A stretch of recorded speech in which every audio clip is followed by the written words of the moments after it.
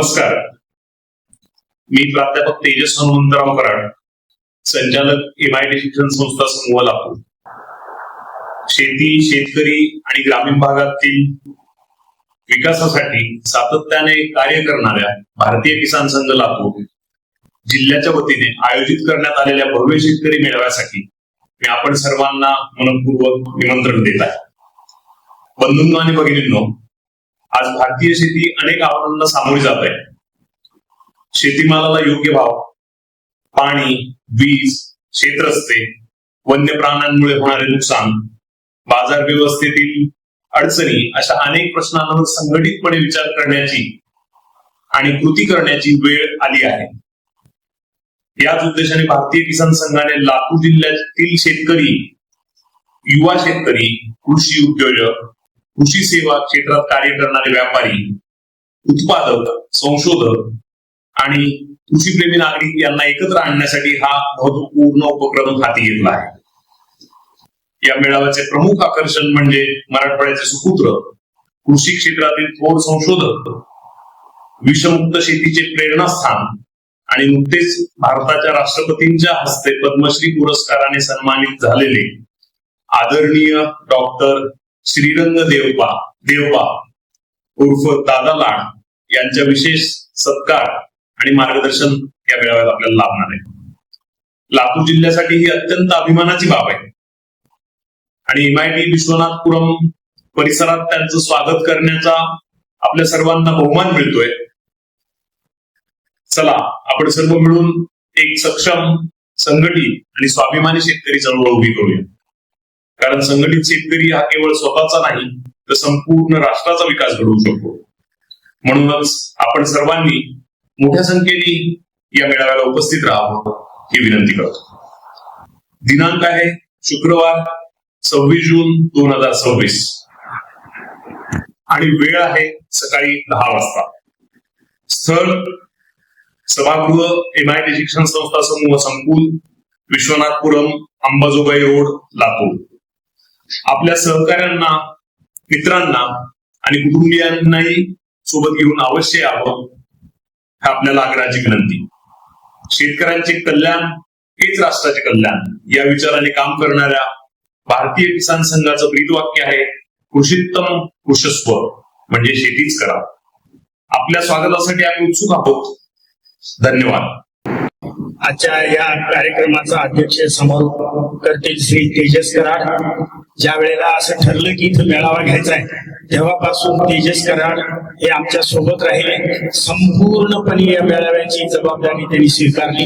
मुळातच कराड परिवार हा वारकरी सांप्रदायिक असून शेतकरी पण आहेत आणि त्यामुळे शेतकऱ्यांची जी दुःख आहेत ते त्यांनी जवळून पाहिलेली आहे आणि त्यामुळे या प्रसंगी ते किसान संघाच्या पाठीशी उभं राहिले. आमचा केशवराज विद्यालयातला अत्यंत आवडता विद्यार्थी हा तेजस कराड आज खूप उंचावर पोहोचलेला आहे आणि त्याचं वैशिष्ट्य म्हणजे किसान संघाच्या पाठीशी ते पूर्णपणे उभे आहेत. मी त्यांना विनंती करतो की त्यांनी अध्यक्षीय समारोप करावा. श्री तेजस कराड. धन्यवाद सर. धन्यवाद सर. भारत माता की जय. जवान छत्रपती शिवाजी महाराज की. व्यासपीठावर उपस्थित असलेले आजच्या सोहळ्याचे मर्ममूर्ती, आपल्या मराठवाड्याचे सुपुत्र, ज्येष्ठ ऋषी, प्रगतशील विचारवंत आणि देशाचे गौरव, पद्मश्री डॉक्टर ऑफ सायन्स ज्यांना पदवी मिळाली असे आदरणीय डॉक्टर श्रीरंग देवबा तथा दादा लाडजी, आमचे मार्गदर्शक आणि समाज जीवनातील भक्कम आधारस्तंभ आदरणीय तुळशीरामांना कराड, भारतीय किसान संघाचे लातूर जिल्हाध्यक्ष श्री तुकाराम येलाले साहेब, संघाचे आदरणीय Agarwal sir, madam श्यामाताई, Navnath birthday मामा, श्री आराध्य सर, श्री सतीश देशपांडे तावशीकरजी, आमचे शाळेचे गुरुवर्य पण आलेले आहेत, उमाकांत कोंडराव सर, मठपती सर, भारतीय किसान संघाचे सर्व आदरणीय पदाधिकारी, लातूर जिल्ह्यातील विविध गावांमधून आलेले सर्व सन्माननीय सरपंच, माझे आदरणीय ज्येष्ठ नागरिक, माझ्या तरुण आणि धडपड्या शेतकरी मित्रांनो आणि माझ्या माता भगिनींनो, तसेच आमच्या MIT समूहाच्या सर्व विविध संस्थांचे आदरणीय प्राचार्य, प्राध्यापक, शिक्षक व शिक्षकेतर कर्मचारी, आजच्या या महत्वपूर्ण कार्यक्रमाचे वार्तांकन करण्यासाठी उपस्थित असलेले प्रिंट आणि डिजिटल मीडियाचे सर्व पत्रकार मित्र, तरुण भारतचे देशपांडे सरही आलेले आहेत, त्यांचे सर्व सहकारी आणि माझ्या समोर बसलेले भारताच्या भविष्याचे शिल्पकार असलेले सर्व उपस्थित बांधव, आपल्या सर्वांना माझा सप्रेम नमस्कार. मित्रांनो, मला सांगा, आजचा हा दिवस इतका विशेष आणि पवित्र का आहे? आराध्य सरांनी सांगितलं, कारण आज एकाच वेळी धर्मवीर छत्रपती संभाजी महाराज आणि कोल्हापूरचे राजश्री छत्रपती शाहू महाराज यांची संयुक्त जयंती आज या निमित्ताने साजरी होत आहे. या दोन्ही महान युगपुरुषांच्या चरणी मी MIT परिवाराच्या वतीने सर्वात आधी नतमस्तक होतो आणि त्यांना विनम्र अभिवादन करतो. छत्रपती शिवाजी महाराजांनी ज्या स्वराज्याची पायाभरणी केली, ते स्वराज्य फक्त गड किल्ल्यांचे नव्हते, ते प्रामुख्याने माझ्या कष्टकरी शेतकऱ्यांचं स्वराज्य होतं. शिवरायांनी युद्धाच्या काळातही सक्त आदेश दिले होते की सैन्याच्या घोडदळामुळे शेतकऱ्यांच्या पिलांची नासधूस होता कामा नये, इथपर्यंत त्यांनी काळजी घेतली. दुष्काळात शेतकऱ्यांना करमाफी आणि मदत मिळाली पाहिजे असंही त्यांचं धोरण होतं. हाच वारसा पुढे धर्मवीर संभाजी महाराजांनी समर्थपणे आणि अत्यंत धैर्याने चालवला. आणि पुढे राजश्री शाहू महाराजांनी तर ग्रामीण भागातील बहुजन आणि वंचित शेतकरी समाजाला शिक्षण दिलं, प्रतिनिधित्व दिलं आणि प्रगतीची नवी संधी दिली. शाहू महाराजांनी त्या काळात राधानगरी धरण बांधून पाणी उपलब्ध करून दिलं आणि गुळाची बाजारपेठ स्थापन करून शेतकऱ्यांच्या मालाला योग्य भाव मिळवून दिला. त्यांची दूरदृष्टी एकच होती, शेतकरी सक्षम असेल तरच राष्ट्र आणि राज्य सक्षम होईल. आज आपल्या तिसऱ्या पिढीतल्या आणि चौथ्या पिढीचं प्रतिनिधित्व करणारे शेतकरी काही जणीत आहे. आपल्याला याच विचारांचा वारसा पुढे घेऊन जाणं हे आपलं परम ध्येय आहे, परम कर्तव्य आहे. आज या मंचावरून मला श्रद्धेय दत्तवंत ठेंगडीजींचा यांच्या चरणी कृतज्ञता व्यक्त करायची आहे. त्यांनी 4 मार्च 1979 रोजी कोटा राजस्थान येथे भारतीय किसान संघाची स्थापना केली. काय दूरदृष्टी असेल की शेतकऱ्यांना पण संघटित केलं पाहिजे अशी भावना त्यांनी व्यक्त केली आणि त्याच्यानुसार कार्य केलं आणि भारतीय किसान संघाची नावाची संघटना स्थापन केली. त्यांनी दिलेला मूलमंत्र म्हणजे शेतकऱ्यांसाठी आणि शेतकऱ्यांद्वारे चालवले जाणारे काही राजकीय संघटन, याचा उल्लेख वारंवार आराध्य सरांनी आज केला. आज हाच विचार घेऊन किसान संघ लातूर जिल्ह्यातील शेतकऱ्यांसाठी शेत रस्ते, पाणंद रस्ते आणि बारमाही पाण्याची उपलब्धता यासाठी प्रशासन आणि लोकप्रतिनिधींमध्ये समन्वय साधण्याचं मोठं काम करत आहे. वन्य प्राण्यांमुळे होणाऱ्या पिकांच्या नुकसानीची भरपाई असो की मार्केट यार्ड मधील अनधिकृत आडत बंद करणे असो, किसान संघ शेतकऱ्यांचे भक्कम कवच बनला आहे. या महान कार्याबद्दल मी भारतीय किसान संघाच्या सर्व कार्यकर्त्यांचे मनपूर्वक अभिनंदन करतो. आजचा हा सोहळा माहिती MIT शिक्षण संस्था समूहासाठी अत्यंत ऐतिहासिक आहे आणि अभिमानाचा आहे. आमचे श्रद्धेय संस्थापक आदरणीय प्राध्यापक डॉक्टर विश्वनाथ कराड सर, आमचे कार्यकारी संचालक आणि पिताश्री डॉक्टर हनुमंत कराड सर, आपले आमदार श्री रमेश अप्पा कराड यांच्या वतीने मी आपल्या लातूर MIT कॅम्पस मध्ये पद्मश्री दादा लाड यांचे सहर्ष स्वागत करतो. दादा, तुमचं नाव किती गोड आहे, दादा लाड. महाराष्ट्राचे लाडके दादा आहात आपण. दादा, खरंच सांगू का, गेल्या महिन्याभरापासून आम्ही सगळे तुमच्या आतुरतेने प्रतीक्षा करत होतो. 25 तारखेला तुमचं यायचं ठरलं होतं, पण तुम्हीच त्या दिवशी राष्ट्रपती भवनामध्ये सत्काराला जाणार असल्यामुळे आम्हाला वाट पाहावी लागली. पण त्या वाट पाहण्यामध्येही आनंद होता, कारण तुम्ही राष्ट्र कार्यासाठी दिल्लीला गेला होता. आपल्या देशाच्या राष्ट्रपती माननीय द्रौपदी मुर्मूजी यांच्या हस्ते राष्ट्रपती भवनात भारताचा सर्वोच्च नागरी सन्मान पद्मश्री पुरस्कार 2026 स्वीकारण्यासाठी तुम्ही गेला होता. दादा, पुरस्कार केवळ तुमच्या वैयक्तिक सन्मान नाही असा मी मानतो.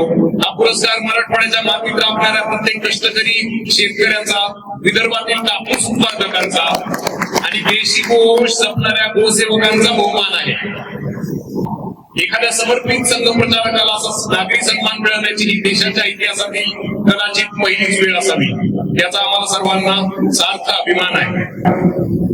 दादांच्या जीवनाबद्दल मी वाचत होतो, मला असं लक्षात आलं की दादा म्हणजे एक शिक्षक, एक संशोधक, एक संघ प्रचारक आणि सर्वात महत्वाचे म्हणजे कधी हार न मानणारे योद्धा आहे. सामान्यतः शेतीत अडचण दिसली की लोक म्हणतात असंच चालायचं, आपलं नशीबच आहे. गेलाले सरांनी उल्लेख केला, पण दादा लाट म्हणाले असं चालणार नाही, यावर आपण उपाय शोधूया. दादाच्या घरात कापूस हे मुख्य पीक होतं. जेव्हा कापसाचं उत्पादन घटायचं तेव्हा वडिलांच्या चेहऱ्यावरची चिंता दादांनी लहानपणी जवळून पाहिली. शिकत असताना त्यांनी कापसाच्या झाडापाशी तासनतास बसून सखोल निरीक्षण केलं आणि विदर्भातील व मराठवाड्यातील कापूस उत्पादक शेतकऱ्यांच्या आत्महत्या रोखण्यासाठी गळफांदी काढण्याचे तंत्र दादा लाड तंत्रज्ञान म्हणून विकसित केले. यामुळे कापसाच्या बोंडाचे वजन थेट 10 ग्रॅम पर्यंत वाढले आणि एकरी उत्पादन 4 ते 5 क्विंटल वरून थेट 15 क्विंटल पर्यंत पोहोचले, 30 क्विंटल पर्यंत पोहोचले. दादांनी उभ्या जगाला सिद्ध करून दाखवले की कापूस हे आत्महत्येचे नव्हे तर वैभवाचे पीक आहे. फक्त कापूसच नाही तर त्यांनी ज्वारीच्या बाबतीतही बघा, पूर्वी शेतकरी एकरी 40 किलो बियाणे वापरायचा आणि 7 ते 8 क्विंटल ज्वारी निघायची. दादांनी टोकन पद्धत आणि ठिबक सिंचनाचा वापर केला, व्यापारात आणला आणि त्याचे एकरी फक्त 5 किलो बियाणे वापरून एकरी 28 क्विंटल विक्रमी उत्पन्न घेण्याचं तंत्र सिद्ध केलंय.